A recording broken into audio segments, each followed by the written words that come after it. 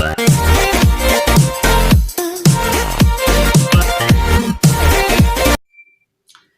नमस्कार दोस्तों, मैं जितेंद्र मौर्य जीत सर पीएस क्लास में आप सभी का स्वागत करता हूं। दोस्तों, हमारी जो चर्चा चल रही थी वो चल रही थी आरबीएससी कक्षा 12 राजनीति विज्ञान खंड ब अध्याय नंबर 2 की, जिसमें हमारा चैप्टर था मौलिक अधिकार। और मौलिक अधिकारों में आज हम चर्चा करेंगे पार्ट 4 धार्मिक स्वतंत्रता के अधिकार के बारे में। समानता, स्वतंत्रता, शोषण के विरुद्ध अधिकार हम पढ़ चुके हैं। ठीक है, आज का हमारा चैप्टर है धार्मिक स्वतंत्रता का अधिकार। इससे पहले दोस्तों एक छोटी सी सूचना आपके लिए बता दूं। अभी एक वीडियो अपलोड किया है जिसमें हमारे जो शिष्य हैं, दोस्त हैं, उनके कमेंट या कॉल आ रहे थे। वो बोल रहे थे सर जी 10 या 12 क्लास के जो मिक्स में आप वीडियो बना के डाल रहे हैं उनका हमें थोड़ा सा पता नहीं चलता है, क्योंकि वो 9th से अभी 10th में हुए हैं तो उनको बच्चे हैं, पता नहीं चल रहा है। तो उसको किस तरीके से चैनल पे जाके प्लेलिस्ट में जाना है, किस तरीके से प्लेलिस्ट में अपनी कक्षा के वीडियो उसको देखने हैं, उसके बारे में वीडियो बनाया है। और एक क्वालिटी के बारे में वीडियो बनाया कि सर जी वीडियो साफ दिखाई नहीं देते हैं, हमारे जो टीचर वीडियो डालते हैं उसमें थोड़ा सा क्लियरिटी नहीं आता है। तो उसमें आपको बताया है कि जब स्क्रीन को आप टच करोगे तो कोने में 3 डॉट मिलेंगे, 3 डॉट को क्लिक करोगे तो वहां क्वालिटी का ऑप्शन आएगा। क्वालिटी के ऑप्शन में आपको क्या करना होता है कि मोबाइल की क्वालिटी के अनुसार वहां पर क्या होता है 144p मोड या 240p मोड पे आपको वो मिलेगा, लेकिन आपको वहां से 360p मोड या 480p मोड पे कर लेना आपके नेट कनेक्शन के हिसाब से। अच्छा नेट कनेक्शन होता है तो 480, अन्यथा 360 पे कर लेना। मिलेगा कहां, स्क्रीन को टच करो, कोने में 3 डॉट 3 बिंदु मिलेंगे, उस पर क्लिक करो, क्वालिटी का ऑप्शन आएगा, क्वालिटी पे जाओ। चलो हम चर्चा करते हैं धार्मिक स्वतंत्रता के अधिकार पर। धार्मिक स्वतंत्रता का जो अधिकार है वो है अनुच्छेद 25 से लेके 28 तक, धर्म से रिलेटिव अधिकार है ये। दोस्तों आपको पता होना चाहिए भारतीय संविधान की प्रस्तावना यानी उद्देशिका में 42वां संविधान संशोधन सन 1976 करके पंथ निरपेक्ष शब्द को जोड़ा गया था। और ये पंथ निरपेक्ष शब्द है, इसका ये आशय है कि राज्य अब सभी धर्मों को लेकर क्या है, तटस्थ है। यानी राज्य के लिए सभी धर्म क्या है, समान है। ये ऐसा क्यों किया गया, पंथ निरपेक्ष शब्द को जोड़ा क्यों किया गया, इसके पीछे हमारा उद्देश्य क्या था? इसके पीछे हमारा उद्देश्य था अल्पसंख्यक समुदाय हैं उनको संतुष्टि प्रदान करना कि आपके साथ किसी भी प्रकार का कोई विभेद नहीं किया जाएगा। तो चलो आज हम चर्चा करते हैं स्वतंत्रता के अधिकार पर। दोस्तों नीचे आपको सब्सक्राइब दिख रहा है, उस पे जाके क्लिक करें, बेल आइकन दबाएं, बेल आइकन दिख रहा है, और लाइक करें और दोस्तों में शेयर करें। तो चलो चर्चा करते हैं अलग अलग बिंदुओं पर। अनुच्छेद 25, अनुच्छेद 25 कहता है कि देश का हर नागरिक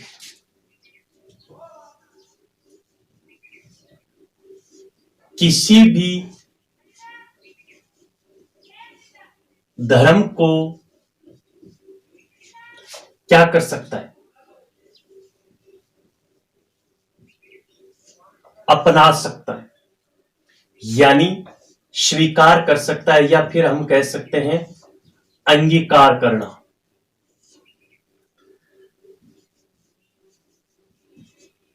प्रचार प्रसार कर सकता है। और तीसरी चीज है आचरण करना। ये अनुच्छेद 25 में धर्म से रिलेटिव हमें आजादी दी गई है। अनुच्छेद 25 में धार्मिक स्वतंत्रता का जो अधिकार मिला है हमें, वो मिला है किसी भी धर्म को अपनाना या अंगीकार करना, प्रचार प्रसार करना, प्रचार प्रसार या फिर आचरण करना। अब देखो ये 3 शब्द हैं, इन 3 शब्दों के अर्थ आपको बता दूंगा। अपना ना या अंगीकार करने का मतलब है आप किसी भी धर्म को स्वीकार कर सकते हो। किसी भी धर्म को अपना सकते हो, यह आर्टिकल 25 आपको आजादी देता है। उसके बाद प्रचार प्रसार करना, यानी जिस धर्म को आप अपनाते हैं, जिस धर्म में आप आस्था रखते हैं, उस धर्म का प्रचार प्रसार कर सकते हैं, यानी उनके विचारों को आप अन्य लोगों में प्रचारित कर सकते हैं। यह भी हमारे पास आ जाती है। आचरण, आचरण का मतलब यहां होता है कि जिस धर्म को आपने अपनाया है उस धर्म के जो कर्मकांड होते हैं, जो कार्यक्रम होते हैं, उस धर्म की जो गतिविधियां होती हैं, उनको अपनाना आचरण कहलाता है।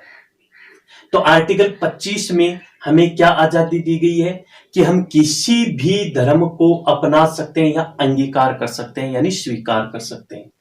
प्रचार प्रसार, यानी उस धर्म का प्रचार प्रसार करना, उनके विचारों को लोगों में प्रचारित या प्रसारित करना। या आचरण, तीसरा है आचरण करना, मतलब क्या हुआ, उस धर्म की गतिविधियों को अपनाना।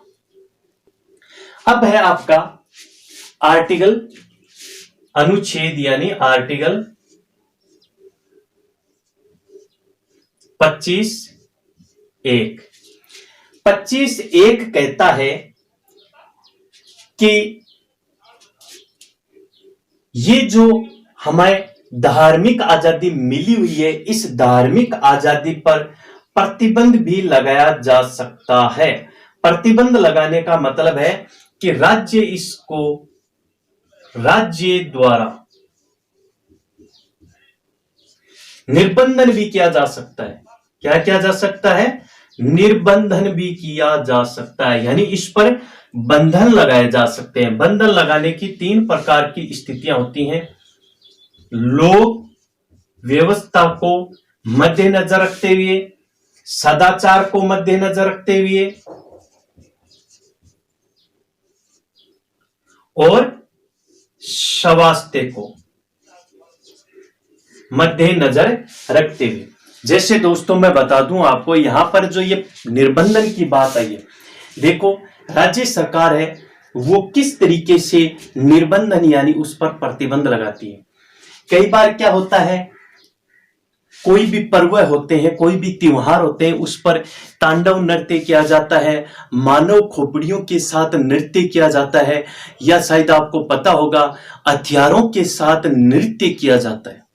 तो वो हमारे स्वास्थ्य के लिए भी हानिकारक हो सकता है, वो हमारे भाईचारे को भी बिगाड़ सकता है, और वो हमारी लोक व्यवस्था के लिए भी खतरा पैदा कर सकता है।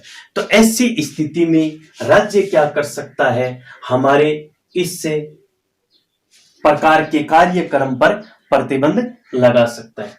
अब हम बात करें अनुच्छेद 25(2). अनुच्छेद 25(2) में क्या है? अनुच्छेद 25(2) कहता है कि राज्य किसी भी धर्म को लेकर, किसी भी धर्म को, किसी यानी एक्स वाई जेड, हिंदू मुस्लिम सिख ईसाई जैन बौद्ध कोई भी हो सकता है, किसी भी धर्म को लेकर उसके अंदर फैली जो बुराइयां हैं, उन बुराइयों को खत्म करने के लिए किसी भी प्रकार की विधि का निर्माण कर सकती है। जैसे मैं आपको एग्जाम्पल बताऊं, आपका सुना हुआ होगा बहु विवाह प्रथा सुना हुआ है, सती प्रथा सुना हुआ है। इस प्रकार की जो ये बुराइयां हैं, इन बुराइयों को खत्म करने के लिए सरकार क्या कर सकती है? अनुच्छेद 25(2) के तहत धार्मिक क्षेत्र में या धार्मिक मामले में क्या कर सकती है? हस्तक्षेप करके विधि का निर्माण कर सकती है। तो अनुच्छेद 25 में आपको 3 बात याद रखनी है। अनुच्छेद 25 क्या कहता है? किसी भी धर्म को अपनाना, अंगीकार करना, प्रचार प्रसार आचरण करना। इसका अर्थ आपको बता दिया। फिर 25(1) कहता है कि राज्य द्वारा इसको निर्बंधन भी किया जा सकता है। कब? लोक व्यवस्था, सदाचार और स्वास्थ्य को ध्यान में रखते हुए। और 25(2) क्या कहता है कि विधि का निर्माण भी किया जा सकता है, इसके अंदर छुपी बुराइयों को खत्म करने के लिए। अब हम बात करेंगे अनुच्छेद 26 के बारे में। अनुच्छेद 26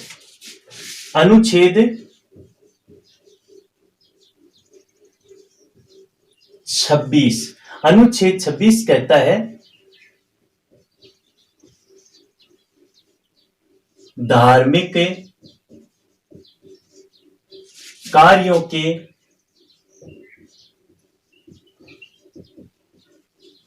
प्रबंधन की स्वतंत्रता।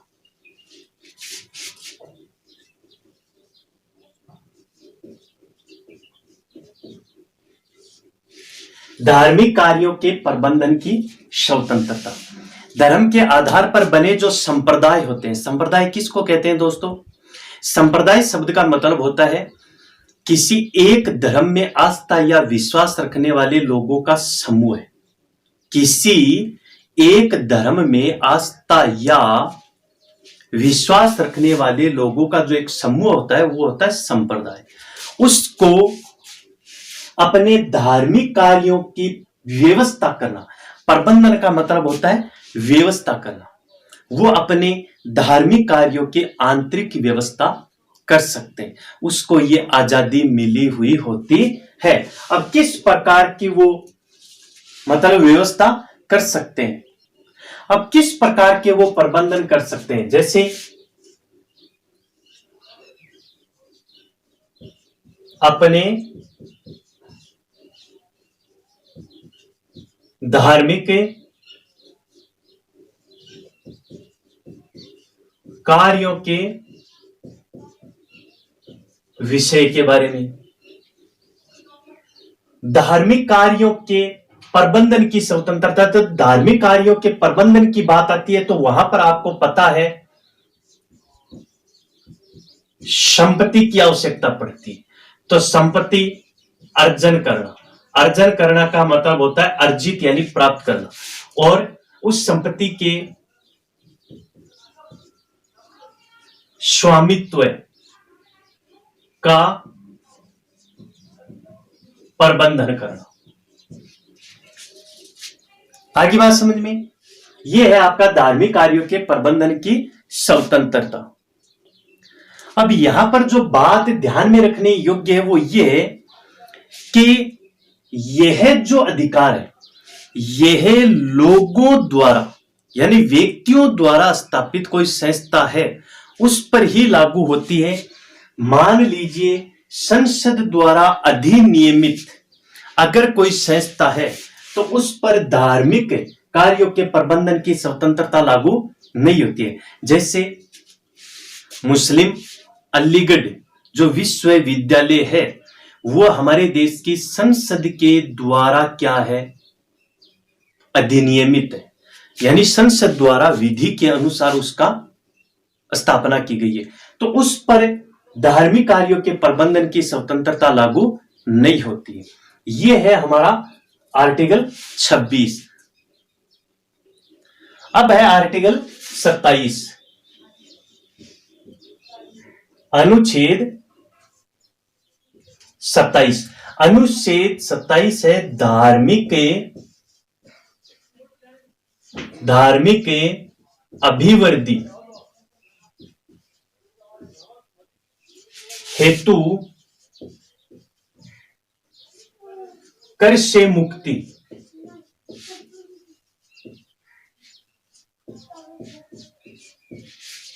धार्मिक अभिवृद्धि हेतु कर से मुक्ति, इसका क्या मतलब हुआ? धार्मिक अभिवृद्धि हेतु कर से मुक्ति का मतलब क्या होता है? अब देखो इसका मतलब क्या हुआ।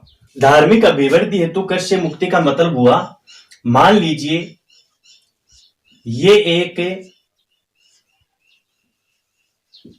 धार्मिक ट्रस्ट है, ये एक क्या है? धार्मिक ट्रस्ट है। इस धार्मिक ट्रस्ट में ये एक मोहन नाम का व्यक्ति है जो क्या देता है? चंदा देता है। आगे बात समझ में? ये ट्रस्ट है, इस ट्रस्ट का उद्देश्य क्या है? इस ट्रस्ट का उद्देश्य है जन कल्याण करना, यानी ये जन हित के लिए बनाया गया ट्रस्ट है। ये एक धार्मिक ट्रस्ट जरूर है, लेकिन इस धार्मिक ट्रस्ट का उद्देश्य क्या है? इस ट्रस्ट का उद्देश्य है जन कल्याण करना, जनहित में कार्य करना। आगे बात समझ में? और इससे जन कल्याण पर आधारित या जनहित में कार्य करने वाले ट्रस्ट में मोहन, शोहन, कोई भी मान लीजिए XYZ जो क्या देता है, चंदे के रूप में राशि देता है। अब इसमें धार्मिक अभिवृद्धि हेतु कर से मुक्ति का मतलब क्या हुआ कि अब मोहन जो राशि चंदे के रूप में इस ट्रस्ट में दे रहा है, इस राशि पर मोहन का कोई कर नहीं लगेगा, यानी कर से इसको क्या मिलेगी? मुक्ति मिलेगी। यही इसका मतलब है, धार्मिक अभिवृद्धि हेतु कर से मुक्ति। ठीक है, अब हम बात करेंगे अनुच्छेद 28 पर। अनुच्छेद 28 किस चीज के बारे में है? अनुच्छेद 28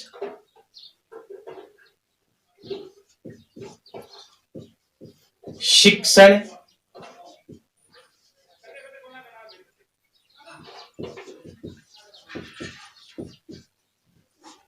संस्थानों के बारे में स्वतंत्रता। शिक्षण संस्थानों के बारे में स्वतंत्रता। इसमें आपको 2-3 बातें ध्यान में रखनी होगी। एक तो अनुच्छेद 28(1), एक अनुच्छेद 28(2) और एक अनुच्छेद 28(3). अनुच्छेद 28(1), 2, 3 ये 3 बातें आपको ध्यान में रखनी है। अनुच्छेद 28 क्या कहता है? अनुच्छेद 28 कहता है राज्य द्वारा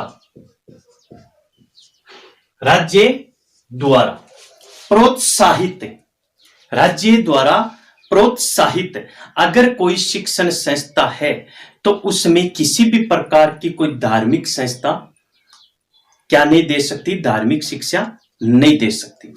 यानी मान लीजिए अगर कोई विद्यालय है, वो विद्यालय राज्य द्वारा प्रोत्साहित राशि है उसके अनुसार चलाया जा रहा है, या राज्य द्वारा अनुदान उस संस्था को दिया जा रहा है।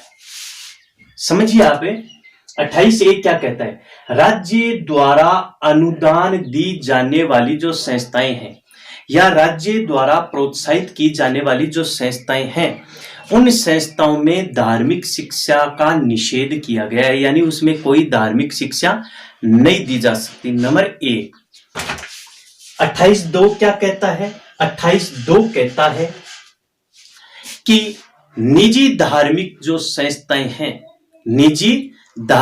संस्थाएं हैं जिसमें राज्य द्वारा कोई भी प्रोत्साहित राशि नहीं दी जाती है, उसमें धार्मिक शिक्षा दी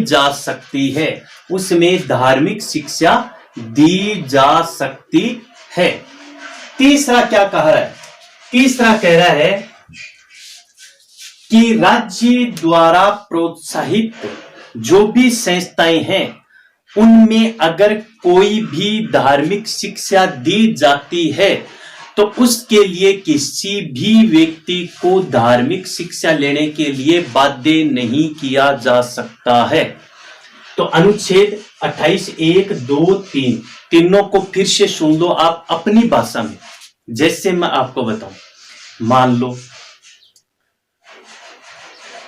इसी कोई स्कूल है या इसी कोई संस्था है, ठीक है, जबकि संस्थान जबकि स्कूल में या कोई भी XYZ संस्था है, सरकार द्वारा मान लो बिन कोई राशि प्रोत्साहन का रूप में दी गई, ठीक है।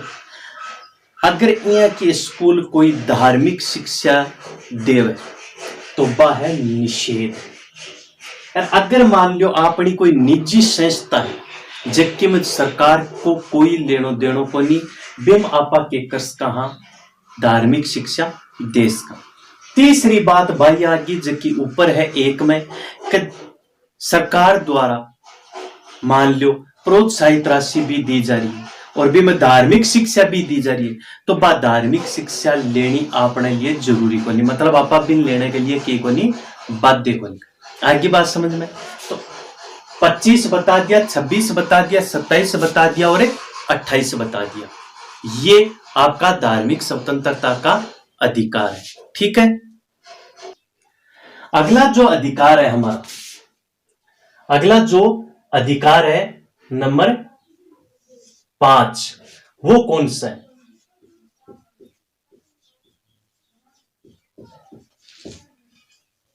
सांस्कृतिक व शिक्षा संबंधी अधिकार। ठीक है, सांस्कृतिक व शिक्षा संबंधी अधिकार में पहला हम सांस्कृतिक ही ले लेते हैं। सांस्कृतिक का मतलब हो गया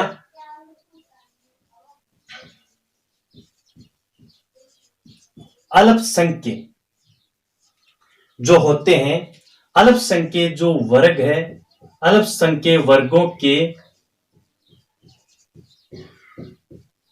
हितों की रक्षा। अब आप अल्पसंख्यक किसको कहेंगे? अल्पसंख्यक का मतलब होता है जाति, भाषा, धर्म, जनसंख्या के आधार पर, भू क्षेत्र के आधार पर जो कम होते हैं, संख्या के आधार पर जो कम होते हैं वो होते हैं अल्पसंख्यक। उसके हितों की रक्षा। अब हितों की रक्षा कैसे की गई है? यह है आपका अनुच्छेद 29 और यह है आपका अनुच्छेद 29 और 30 में। तो अनुच्छेद 29 है अल्पसंख्यक वर्गों की हितों की रक्षा। कहने का मतलब यह है कि इसमें जो अल्पसंख्यक वर्ग है उसके भी हितों की रक्षा की गई है। कैसे की गई है? उसकी संस्कृति को मद्देनजर रखते हुए, यानी उसकी संस्कृति है, उसकी भाषा है, उसकी लिपि है, उसकी संस्कृति, खान पान, वेशभूषा है, उनको किसी भी प्रकार का कोई खतरा न हो, वो अपनी संस्कृति को बनाए रख सकते हैं, अपनी भाषा लिपि को वो क्या कर सकते हैं, बनाए रख सकते हैं। तो उनके लिए ये आर्टिकल 29 है, ये क्या किया गया है, निर्धारित किया गया है। अल्पसंख्यक वर्गों के हितों की रक्षा का मतलब है कि वो अपनी भाषा को, अपनी लिपि को, अपनी संस्कृति को बनाए रखेंगे। उस पर उसकी भाषा, संस्कृति, लिपि को छोड़ने के लिए कोई दबाव नहीं होगा। आगे बात समझ में? ये तो है 29(1). अब है 29(2). 29(2) कहता है कि किसी भी शिक्षण संस्था में, शिक्षण संस्था के बारे में, किसके लिए? अल्पसंख्यकों के लिए शिक्षण संस्था।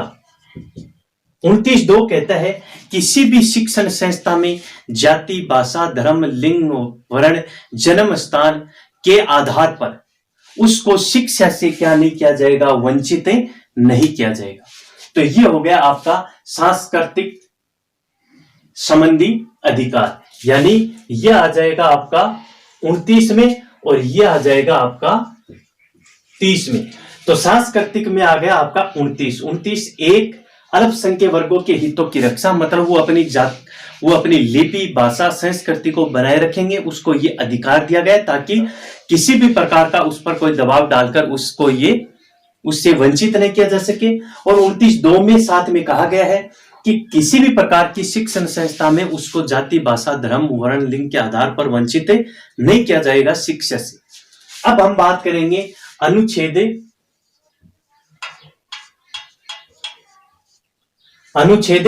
30 की, कि अनुच्छेद 30 में क्या किया गया।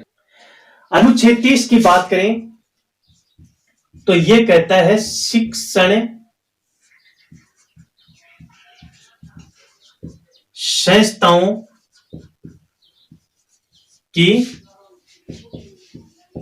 स्थापना। यह आ गया ना शिक्षा संबंधी, 29 संस्कृति और 30 शिक्षा संबंधी, शिक्षण संस्थाओं की स्थापना। यह है आपका 30(1). 30(1) कहता है कि अल्पसंख्यक जो समुदाय है वो अपनी रुचि के आधार पर किसी भी प्रकार की शिक्षण संस्था की क्या कर सकता है, स्थापना कर सकता है। उसको यह अधिकार दिया गया अपनी रुचि के आधार पर, अपने पसंद के आधार पर वो शिक्षण संस्था की स्थापना कर सकता है। यह है आपका 30(1). और 30(2) क्या कहता है? 30(2) कहता है कि इस क्षेत्र में राज्य सरकार सहायता के रूप में इसके साथ कोई भी भेदभाव नहीं कर सकती है। राज्य अन्य संस्थाओं को जिस तरीके से सहायता करती है उस तरीके से अल्पसंख्यक समुदायों के द्वारा जो शिक्षण संस्थाओं की स्थापना की जाएगी उनको भी क्या करेगी, सहायता करेगी। सहायता के अंदर यानी राज्य द्वारा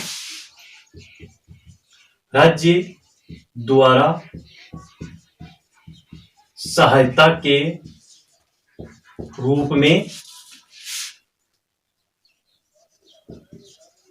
कोई भेदभाव नहीं किया जा सकता। यानी राज्य इस संस्थाओं को सहायता देने से किसी भी प्रकार का कोई भेदभाव नहीं करेगी। आगे बात समझ में? यह है आपके अनुच्छेद 29 संस्कृति वाला, जिसमें कितने हैं? 2 अनुच्छेद 29(1), अनुच्छेद 29(2), 30(1) और 30(2). ठीक है, ध्यान में रखना इसको, सांस्कृतिक और शिक्षा संबंधी अधिकार।